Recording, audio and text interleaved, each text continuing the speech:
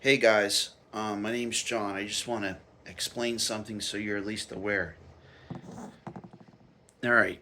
So, my grandfather's name was George Gaetjen. What my dad doesn't know, the whole story is he was a government person. He was in the government, but his position was very very technical. So I'll just explain it. His name was not. He had a secret name he had to use. So I knew about this because I went to Army University during college, and I had to go speak to somebody about this. So when he was alive, he there was information that was given to me, and I had to do something for the AmeriCorps. So I'm gonna explain something to you. I got disabled. I fell at a BJ's facility. I was working for a company investigating something, not there, but at another place. And the insurance company at the time wanted me to check something out. So at that time, Trump was still in office. Towards the end of it, towards the end of his years of him going and them switching, I was told by both of the presidents that I was to stay as a United States Marshal as a position. I was going to be given that position because eventually I was going to go back to that position. I was to be given a test. I passed the test with an 88 percentile. I was to be given that position.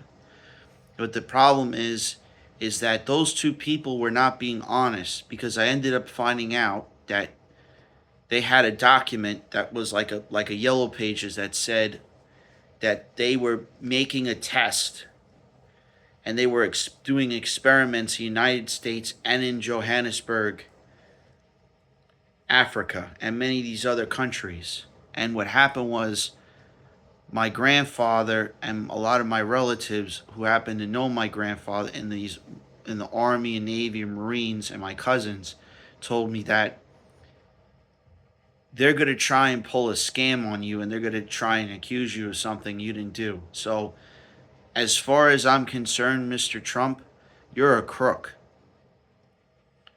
You have to explain to taxpayers why you're allowed to steal money.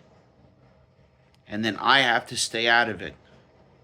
And there's a guy by the name of Alan Dolinsky, or Alan D., who's a Harvard graduate, who would like to know why your daughter was accepted into the program and cheated on the exam, and why she's allowed to own real estate in which those real estate offers were not theirs. They're mine.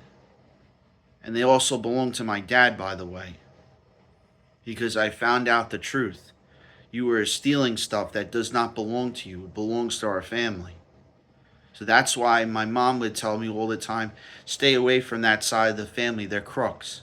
They're not who they say they are. If my grandfather was alive and they were related to the Gardner family, and they are related to the Gardner family, they would have ended up taking you over to the place called the prison, federal government prison. You would have went to Max, and you would have went and you they would have indicted you, and they're going to indict you because you cheated people out of money. The mafia doesn't care. You want to know what the mafia is? That's the United States government, and when you have a debt and you steal from taxpayers and you steal from them, that's a 1-2 punch combination away from you going into the way of life. You going up there to go see God because you stole. And your dad bailed. Another thing too, I'm going to explain this another thing statement. Your dad bailed you out because you owed money to a lot of these mafia people. You had loan sharks come into your place and you were such a pussy. The FBI had people check. You had people around you and they could get to you. They didn't care. When you owe hundreds of millions of dollars to taxpayers. Then I say to them, I did say this to them on a video conference. Even my ex-boss, Michael Subero, who passed away, even said this. You are not allowed to steal from certain people. And that's the taxpayers, because that's a felony crime. And that's where you're getting indicted. You know what's going to happen? I'm going to tell you what's going to happen. You're going to get apprehended this time. You're going to go to the Third Circuit Court. We're going to have a nice chat with 5 judges. We're indicting you and your whole family.